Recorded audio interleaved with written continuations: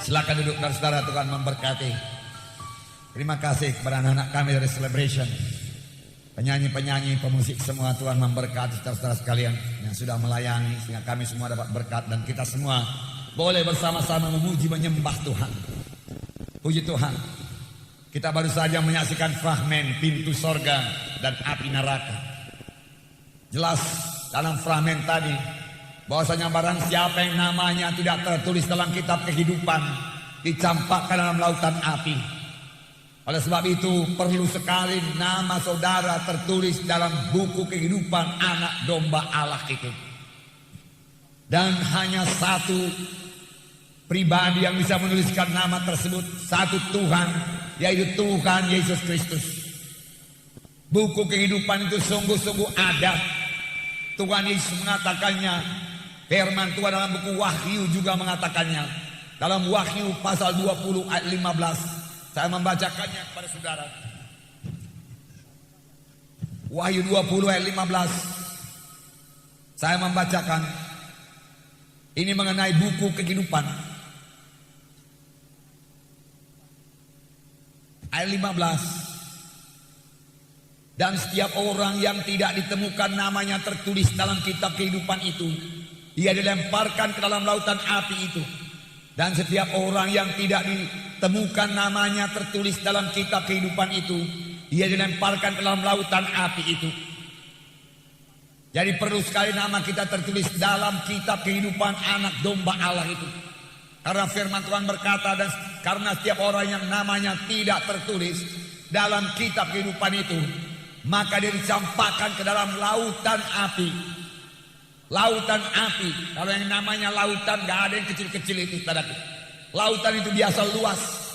Sedangkan Danau Toba saja yang saya pikir panjangnya, saudaraku, ada kira-kira 50 km, lebarnya kira-kira 10 km. Saudara, belum dikatakan laut, kurang luas lagi. Laut yaitu, saudaraku, 2/3 daripada bumi ini ditutupi oleh laut. Laut. Seberapapun banyaknya kapal tenggelam, tetaplah tenggelam dalam laut itu. Tidak pernah penuh laut itu. Demikian lautan api selama-lamanya. Betul kata fragmen tadi. Saudara tadi melihat dalam fragmen itu dikatakan, biarlah saya ke neraka. Di neraka nanti bertemu banyak artis-artis, bisa kenalan dan lain sebagainya. Jangankan kenalan, jangankan bicara. Saudara, dalam api neraka yang begitu panas, saudaraku, untuk bisa bertahan saja sudah lumayan. Jeritan dan tangisan tidak akan berhenti, sengsara selama-lamanya. Tuhan sendiri berkata bahwa saya nama murid-muridnya tertulis dalam kitab kehidupan. Dalam Lukas 10 ayat 20 dikatakan. Saya membacakan kepada saudara.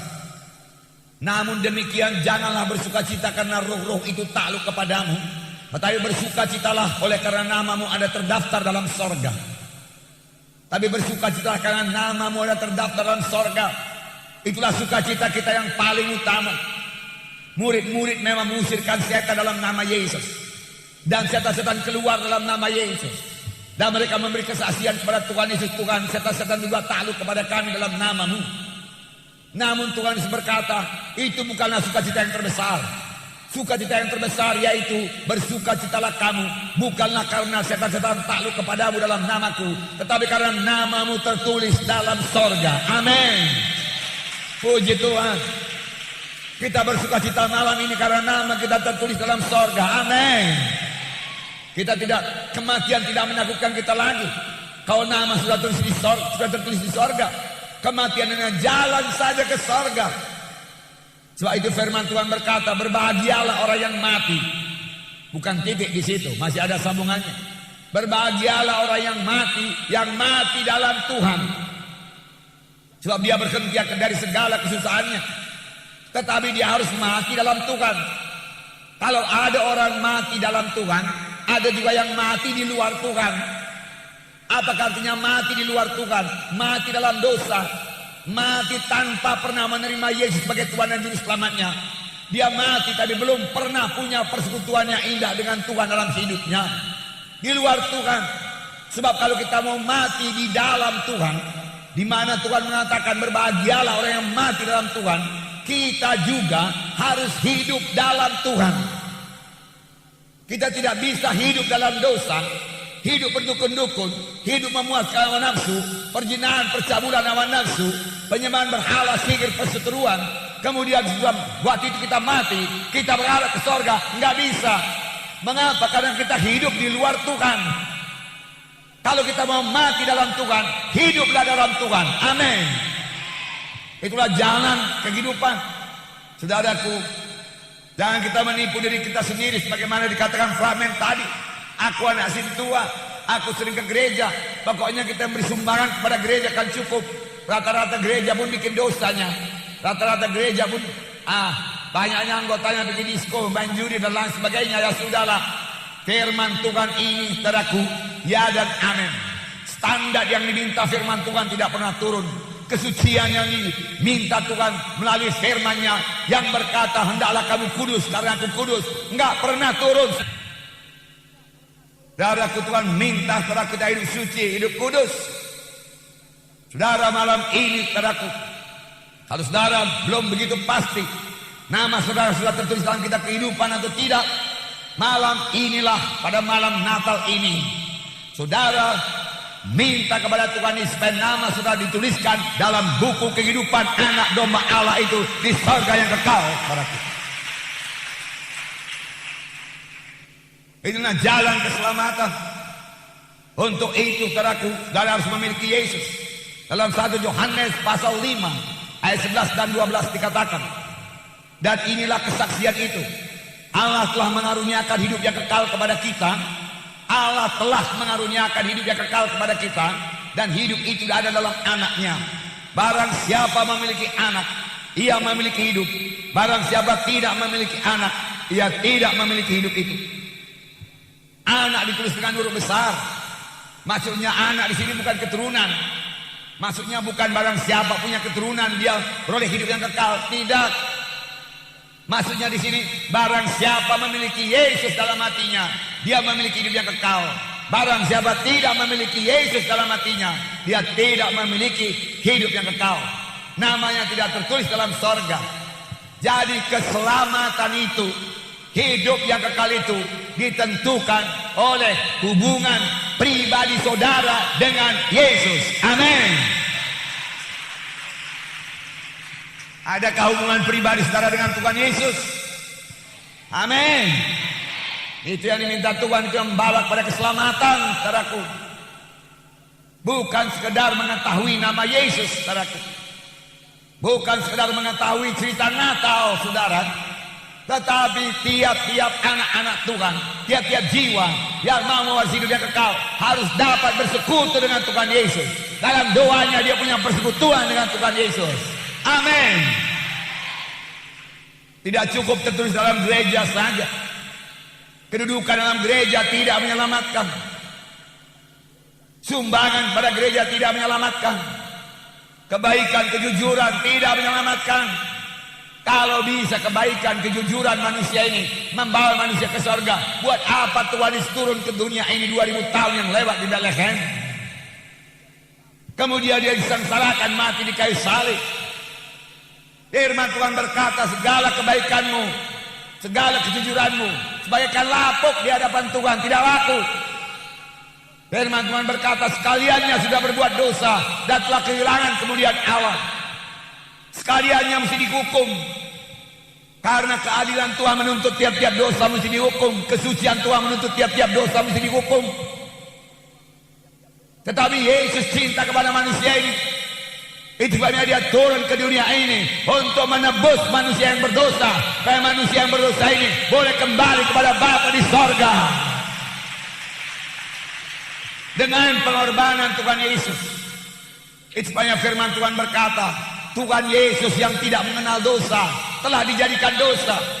Artinya semua dosa manusia ditimpakan kepada Tuhan Yesus. Dan Yesus dihukum bukan karena dosanya, tapi karena dosa saya dan dosa saudara.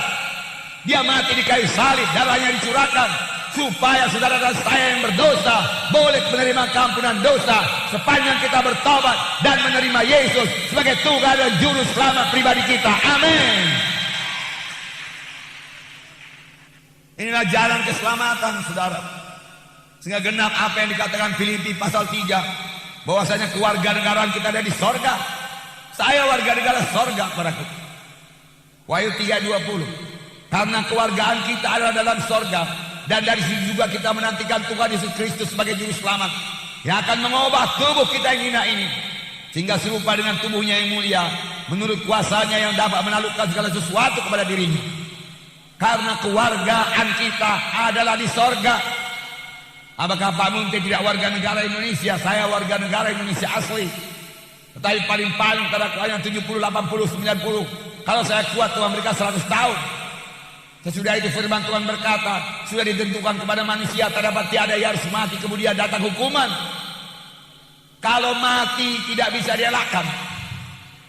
Semua manusia mesti mati, kecuali Tuhan cepat datang. Dan semua orang yang percaya akan terangkat jumpa Tuhan tengah awang-awang, dan tubuhnya diobatkan jadi mulia. Amin.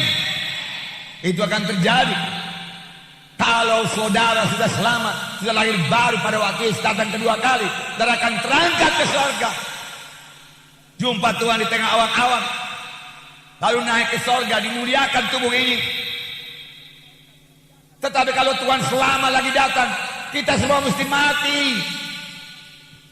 Sudah ditentukan bagi manusia terdapat tiada yang mesti mati. Tetapi tidak titik, kemudian datang hukuman. Mati itu nggak bisa dielakkan. Hukuman itu bisa dielakkan. Mengapa bisa dielakkan? Karena Yesus telah menanggung hukuman ganti kita. Amin. Karena Yesus sudah dihukum, kita yang percaya kepadanya tidak perlu dihukum lagi. Namun sesudah saudara percaya, bukan pula boleh hidup suka hati kita, tidak. Firman Tuhan berkata, saudara, mengikut Yesus dengan penyangkalan diri. Penyangkalan diri. Tinggalkan semua dosa. Barang siapa yang mau mengikut aku, Tuhan berkata, dia harus mengangkat salibnya dan menyangkal dirinya setiap hari, supaya kita tidak berdosa. Saudara berkata, saya tidak sanggup. Saya pun tidak sanggup. Kalau begitu bagaimana? Saya tidak sanggup dengan kekuatan saya sendiri. Tetapi dengan Yesus, dengan Roh Kudus dalam saya, maka saya bisa mematikan semua dosa, mematikan semua kehendak daging, mengalahkan setan dalam nama Yesus. Dengan Roh Kudus yang memimpin saya bisa berkata tidak kepada setan. Setan sampai sekarang penipu. Memang firman Tuhan berkata dia penipu dan bapa penipu. Dia menipu. Sampai sekarang banyak orang tertipu. Banyak pemuda-pemudi tertipu, menyesal, hancur hidupnya. Apakah kata setan? Dosa itu enak. Sama seperti dia katakan kepada Hawa. Hawa adalah batang pohon itu. Enak. Makanlah Hawa, makan. Nanti kau jadi seperti Allah. Jangan bodoh. Tuhan kan nanti yang mengampuni dosamu juga. Makanlah, makan, jangan sendiri. Hawa terbujuk. Dia ambil buah bawah, batang kayu itu. Dia makan. Dan dia berikan kepada Adam. Dua-dua jatuh kepada dosa. Setelah jatuh kepada dosa, Tuhan datang ke Taman Eden. Dan Tuhan panggil nama mereka. Mereka sembunyi. Dan mereka berkata, aku takut Tuhan, aku takut. Sebelumnya mereka enggak pernah takut.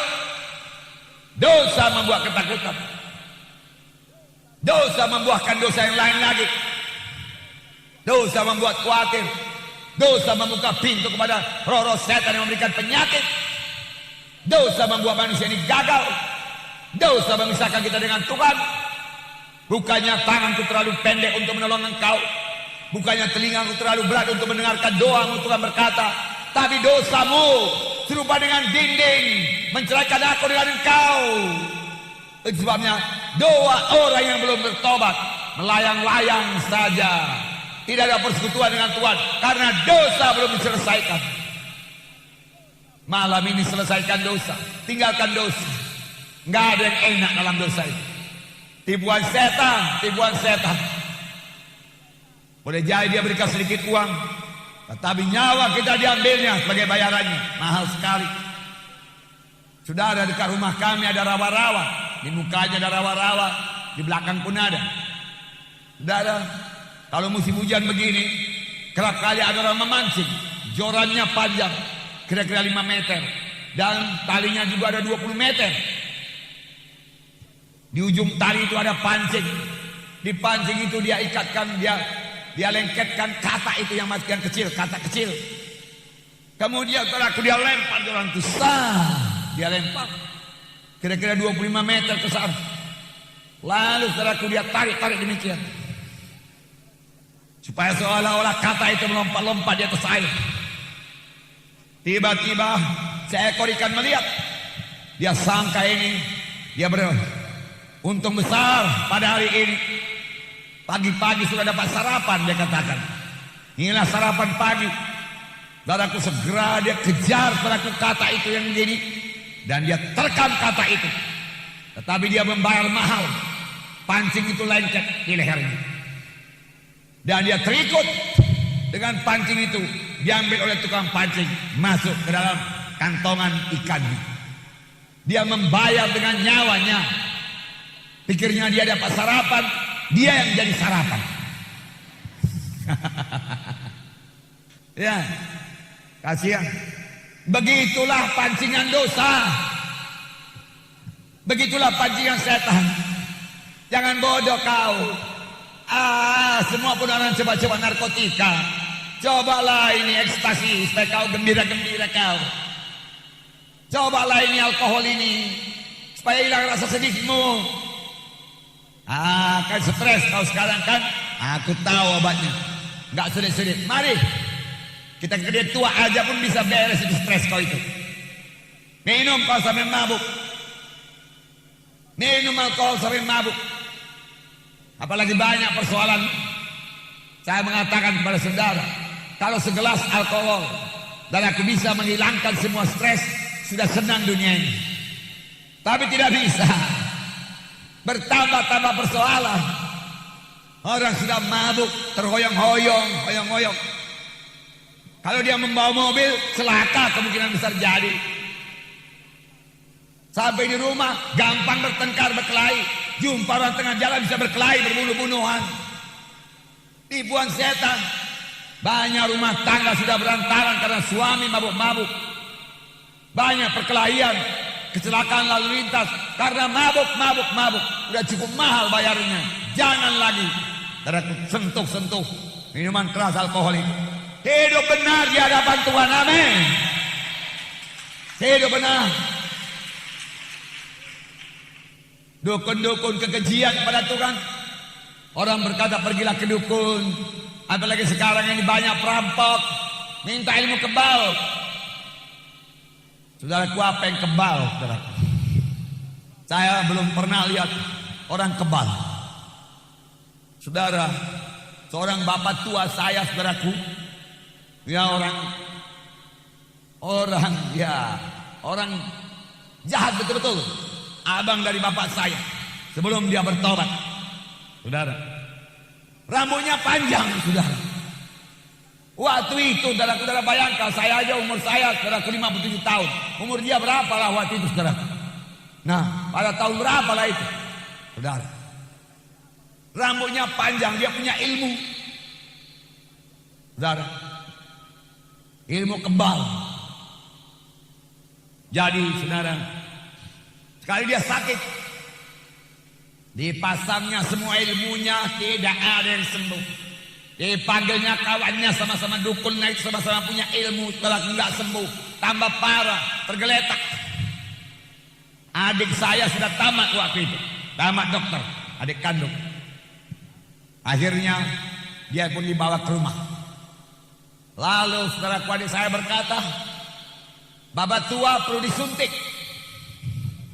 Lalu dia ketawa, suntik, hahaha, dia katakan, coba suntik dulu, dia katakan. Adik saya bisik kepada saya, bang, macam mana? Katanya dia kebal itu. Gak ada kebal dikku dalam nama Yesus. Saya katakan, abang lah yang nyuntik, katanya. Saya gak dokter, saya katakan. Suntikkan aja gitu, kemudian pencet, dia katakan. Oh gitu aja, oke. Sini Pak Tua. Saya bilang, hehehe, coba dulu biar tahu kebalnya, dia katakan. Mari sini, saya katakan. Saudaraku, saya suntik, cium. Kemudian saya semprot obatnya sah. Mana kebal patua? Saya katakan. Rupanya tak adanya kebalnya itu. Dia rasanya dia kebal, padahal sama sekali tidak kebal. Tipuan setan semua, saudaraku. Saudara, penipu setan itu, amin. Penipu. Mulai saat itu dia mau dengarkan firman Tuhan, saudaraku. Dan dia bertobat, saudaraku. Dan dia pun tinggal di gereja, saudaraku. Karena dia tahu rupanya ilmu-ilmunya itu nggak ada bisa menolong dia. Dia bertobat, rambut yang panjang pun dipotong, saudaraku. Aneh lah waktu itu, itulah orang tua satu-satunya yang punya rambut panjang pakai rambut perempuan. Bahkan menurut cerita, dia pernah jadi pengantin perempuan, saudaraku. Kelewat jahatnya, saudaraku. Ya. Memang hidungnya mancung pula, mukanya bukan macam muka saya, mukanya tipis, saudaraku. Hidungnya mancung, putih dia, saudaraku, rambut panjang. Jadi sekali ceritanya dalam satu kampung, dia kehabisan uang. Lalu salah kawannya yang dibilang, kau kan cantik, biar kuhias kau jadi anak gadis, kukawinkan kau, kuterima mas kawin, kemudian malam-malam kita lari, dia katakan.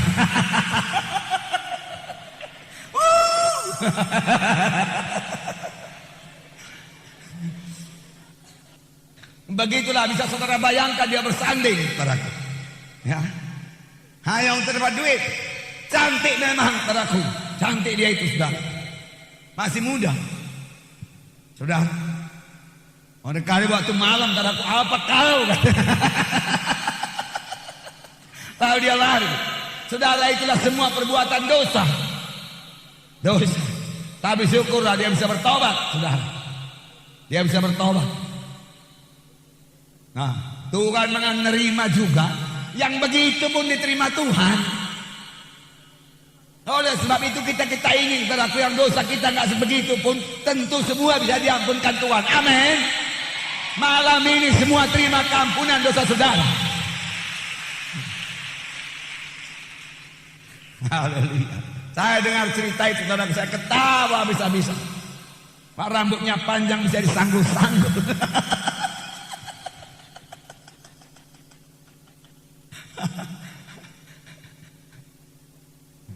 Nah, tapi Tuhan mengampuni dia, saudaraku.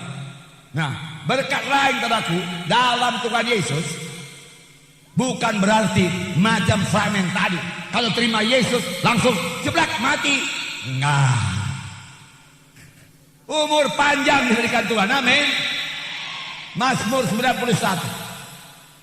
Mazmur 91. Saya bacakan kepada saudara ayat 16. Dengan panjang umur akan kukenyangkan dia, dan akan kuperlihatkan kepadanya keselamatan daripadaku. Amin. Dengan umur panjang kukenyangkan dia, menikmati yang baik. Haleluya. Ini berita yang baik. Dan kalau kamu mengikut segala ketetapanku dan mematuhi hukum-hukumku, maka aku akan memperpanjang umurmu, Tuhan berkata. Amin. Haleluya. Puji Tuhan. Begitu baiknya Tuhan itu. Oleh sebab itu, saudaraku, pada malam ini, saudaraku, pilih kehidupan. Saudaraku, jangan kejar dunia ini saja. Dalam Lukas 12 ada satu perumpamaan orang yang mengejar dunia ini. Bukan salah, saudaraku, punya harta, tapi jangan tenggelam dalam harta itu. Lukas 12 ayat 16. Kemudian ia mengatakan kepada mereka suatu perumpamaan, katanya, ada seorang kaya, tanahnya berlimpah-limpah hasilnya. Ia bertanya dalam hatinya, apakah yang harus aku perbuat? Sebab aku tidak mempunyai tempat di mana aku dapat menyimpan hasil tanahku. Lalu katanya, inilah yang akan aku perbuat. Aku akan merombak lumbung-lumbungku, dan aku akan mendirikan yang lebih besar, dan aku akan menyimpan dalam segala gandum dan barang-barangku. Sesudah itu aku akan berkata kepada jiwaku, jiwaku, ada padamu banyak barang tertimbun untuk bertahun-tahun lamanya. Beristirahatlah, makanlah, minumlah, dan bersenang-senanglah. Tetapi firman Allah kepadanya, hai engkau orang bodoh, pada malam ini juga jiwamu diambil daripadamu, dan apa yang telah kau sediakan untuk siapakah ini nanti? Demikianlah jadinya dengan orang yang mengumpulkan harta bagi dirinya sendiri. Jikalau ia tidak kaya di hadapan Allah, tidak pernah memikirkan perkara-perkara kekal. Ada seorang kaya, tanahnya berlimpah-limpah hasilnya. Apa ku perbuat? Tidak lagi muat lumbungku yang lama. Inilah ku perbuat. Aku buat lumbung yang baru lebih besar. Kedalamnya ku jejal semua harta-hartaku. Dan itu dia perbuat. Lalu dia berkata, hai jiwaku, tenanglah, engkau banyak harta, cukup untuk bertahun-tahun. Tapi Tuhan berkata, hai orang bodoh, hai orang bodoh. Mengapa Tuhan bilang dia orang bodoh? Dia kan orang yang berhasil, kan banyak hamba sahayanya, kan kaya dia, banyak kerjanya, buruh-buruhnya, dia kan direktur. Saudara, tapi Tuhan berkata orang bodoh. Mengapa Tuhan katakan dia orang bodoh? Bukankah hartanya cukup untuk bertahun-tahun? Saudaraku, dia bodoh karena apa yang dia kejar hanya sebatas dunia ini saja. Dia tidak pernah pikirkan kalau mati kemana. Pikirannya hanya di dunia ini saja. Saudaraku, dangkal sekali. Dan Tuhan berkata, orang bodoh, pada malam ini nyawamu diambil daripadamu. Maka apa yang kau sediakan itu kepada siapakah itu semua? Demikianlah jadinya bagi orang yang mengumpulkan harta bagi dirinya sendiri, tapi tidak kaya dalam kerajaan Allah. Bukan berarti Tuhan larang kita kaya kalau kita mengikut Tuhan. Tuhan berkata, aku datang supaya domba itu beroleh hidup yang berkelimpahan. Saudara perlu kaya untuk mengerjakan pekerjaan Tuhan. Saudara perlu kaya untuk mengabarkan Injil. Saudara perlu kaya untuk membangun gereja. Amin. Dan Tuhan setelah menjadi miskin dengan kemiskinan, saudara menjadi kaya. Amin. Tapi yang terutama itu keselamatan jiwa saudara. Sudahkah saudara selamat? Sudahkah dosa saudara diampuni? Terima Yesus pada malam ini, karena firman Tuhan berkata, apakah untungnya kepada seorang dia beroleh segenap dunia ini, tapi jiwanya binasa. Binasa maksudnya bukan lenyap, tapi dapat hukuman kekal selama-lamanya. Malam ini, saudaraku, terima Yesus dalam Lukas pasal 2. Dikatakan di sini,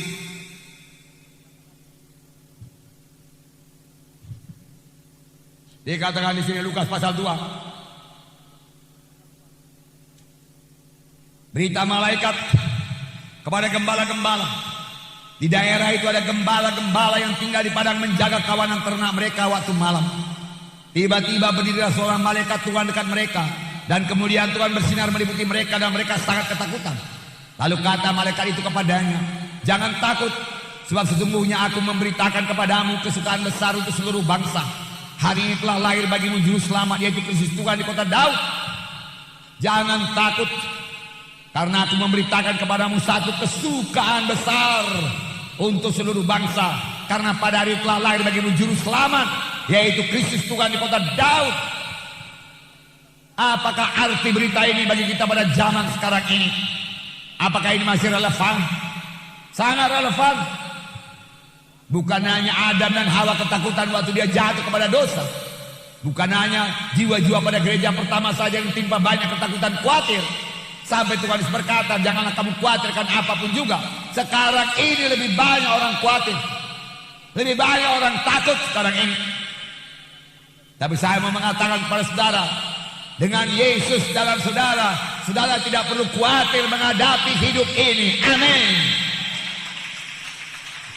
Firman Tuhan berkata, kalau Bapa di sorga tidak menahankan anaknya, tetapi memberikannya bagi kita, masakan Bapa di sorga menahankan segala sesuatu daripada kita. Dia akan memberikan dikala kita berdoa kepadanya. Amin. Haleluya. Haleluya. Perlu kita mengenal Tuhan. Banyak jiwa-jiwa sekarang yang belum mengenal Tuhan, dia takut masa depan. Pada waktu KKR pemuda-pemudi di sini, beberapa orang maju ke depan. Saya pikir dia sembuh daripada penyakit. Sakit apa tadi? Sakit khawatir. Sakit apa tadi? Yang lain sakit takut, ketakutan. Apa yang kamu takutkan? Apa yang kamu khawatirkan? Mereka berkata dengan satu perkataan, masa depan, Pak. Banyak orang takut menghadapi masa depan. Boleh jadi karena dia mahasiswa, dia pikir, bisakah saya menyelesaikan studi saya? Dan kalau sudah selesai studi saya, bisakah saya dapat pekerjaan? Apakah masa depan saya? Bisakah saya berumah tangga? Apakah makan saya? Ini dipikir oleh orang dunia ini yang belum mengenal sebagai Tuhan dan Juru Selamatnya. Saudaraku, siapakah jodohku? Ini pikiran pemuda-pemudi. Bagaimana pekerjaanku? Apa masa depanku? Bagaimana kalau aku gagal? Takut bahaya. Dalam keadaan-keadaan seperti sekarang ini begini banyak goncangan-goncangan, krisis politik, goncangan, keributan, demonstrasi dan lain sebagainya.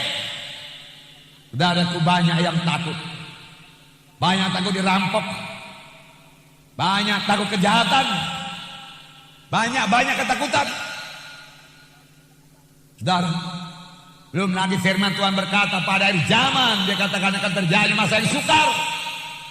Manusia akan mengasihi diri sendiri. Manusia mementingkan diri sendiri. Manusia tamak akan uang. Manusia merupakan dirinya orang beribadah, tapi hatinya tidak pernah berubah. Tapi dia menolak kuasa ibadah itu. Ini terjadi pada akhir zaman. Mereka ke gereja tapi tidak mau bertobat. Mereka kebaktian. Mereka katanya orang beribadah, tapi hatinya ini tidak pernah berubah. Kita memiliki hati yang mengasihi. Hati yang tergerak oleh belas kasihan. Pada malam Natal ini perlu kita renungkan ini. Karena firman Tuhan berkata, karena demikianlah kasih Allah akan dunia ini, sehingga diberikannya anaknya yang tunggal itu, supaya barang siapa yang percaya kepada yang tidak binasa, melainkan beroleh hidup yang kekal.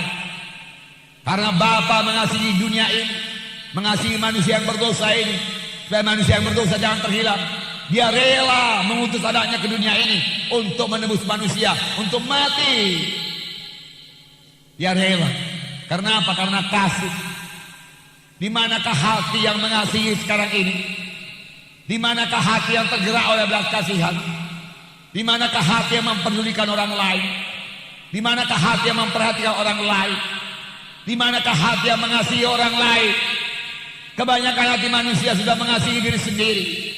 Tapi malam ini Roh Kudus bisa mengobatkan hati kita sepanjang kita biarkan Tuhan Yesus bertahta dalam hati kita. Amin. Tuhan Yesus, firman Tuhan berkata, hati baru aku berikan kepadamu, hati yang lembut aku berikan kepadamu, hati batu kulalukan daripadamu, hati keras kulalukan daripadamu. Kuberikan hati daging kepadamu, hati yang lembut, sehingga engkau suka menuruti firman-Ku. Tuhan berkata, terima pada hari ini barang. Alangkah baiknya hati kita selalu jatuh oleh belas kasihan, hingga kita rela memberi, rela menolong, tidak hidup bagi diri sendiri. Saya katakan kepada saudara, bertambah dalam memberi kepada orang miskin, menolong sama anak-anak Tuhan, memberi dalam sebagian daripada milik saudara. Pintu sorga akan terbuka kepada saudara, berkat berkelimpahan akan menjadi milik saudara. Amin. Itu yang dilaksanakan oleh sidang pertama. Mereka mengasihi, mereka mau memberi, mereka mau membagi apa yang ada padanya kepada orang lain. Ini yang sudah sangat langka sekarang ini, saudaraku. Masing-masing mau mengkaut bagi dirinya. Tapi pada malam Natal ini, biar kasih Tuhan memenuhkan kita sehingga kita berpikir untuk membagi kepada orang lain. Amin. Itulah hidup kekristenan yang sejati. Suka membagi, suka membagi. Jangan khawatir. Memang karena ada gempa bumi, memang terlakukan banyak kerusakan-kerusakan alam ini. Polusi akan bertambah-tambah, air laut menurun mendesah, gempa bumi, longsor, daratku di sana sini. Tapi Tuhan Yesus berkuasa melindungi anak-anaknya. Amin. Haleluya. Haleluya. Janganlah kamu khawatir apa yang kau pakai. Jangan khawatir apa yang kau makan. Dialah burung-burung di udara, tidak menabur benih, tapi Tuhan memberi dia makan. Dialah bunga bakung di padang, meskipun Sulaiman dengan segala kekayaannya tidak dihiasi sebagai setangkai bunga bakung di padang itu. Kalau begitu Tuhan memelihara burung-burung di udara dan menghiasi bunga bakung di padang, Masakan dia akan meninggalkan kamu? Hai kamu yang kurang percaya. Firman Tuhan berkata, mari percaya padanya. Amin. Jangan khawatir. Aku sekali-kali tidak akan meninggalkan engkau. Aku sekali-kali tidak akan membiarkan engkau. Karena itu dengan yakin aku dapat berkata, aku tidak akan takut. Apakah yang manusia bisa berbuat terhadap aku?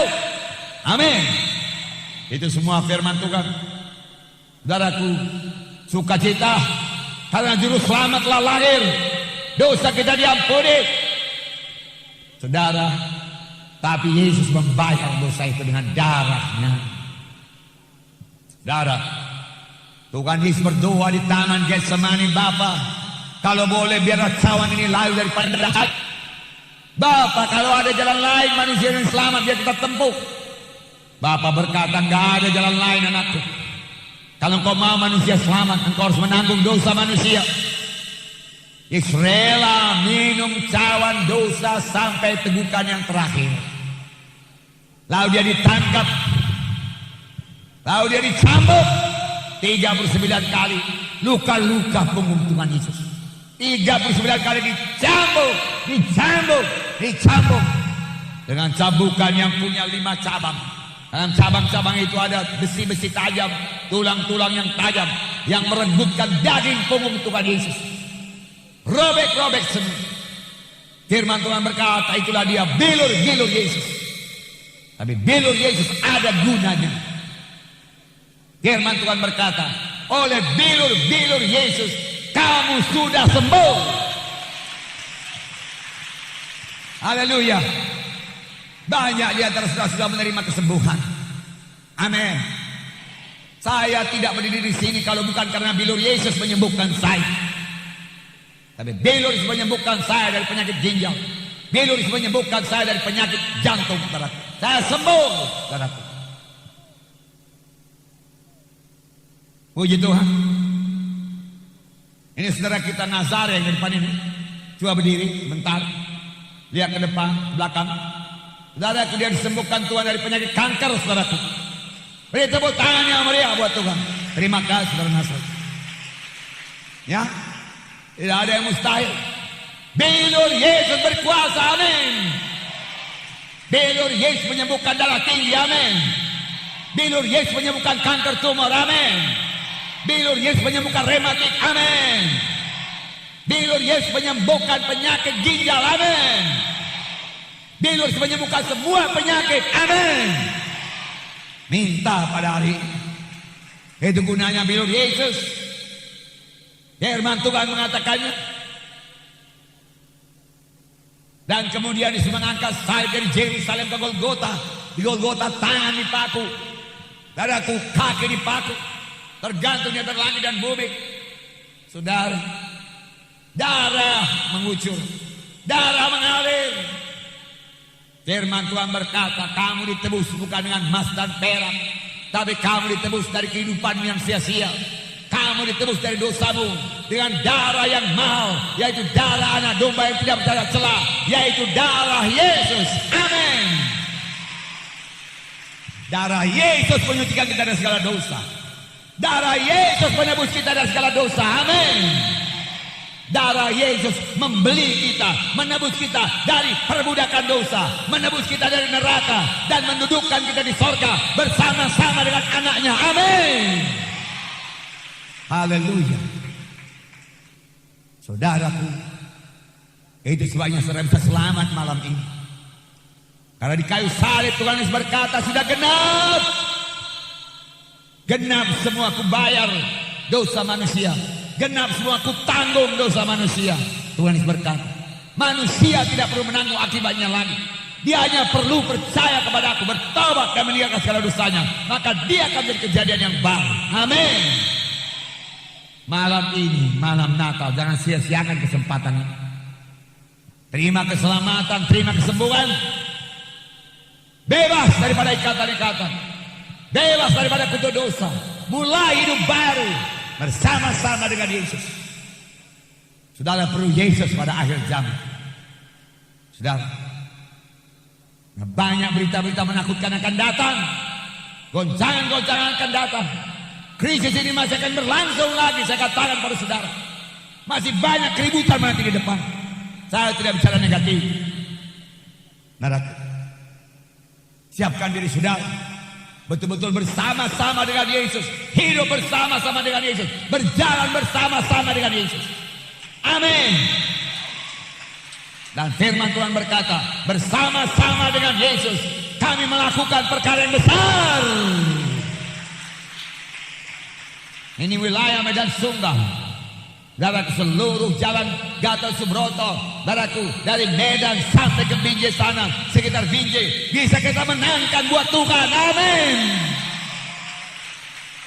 Mari tambahi bilangannya orang berselamat di sana, saudaraku. Beritakan Injil, saudaraku. Beri buah kepada Tuhan. Jangan menjadi pohon yang tidak berbuah. Saudaraku, biar kita melihat di jalan Binjai itu ada kebaktian yang besar untuk memuliakan, membesarkan nama Tuhan, meninggikan nama Yesus.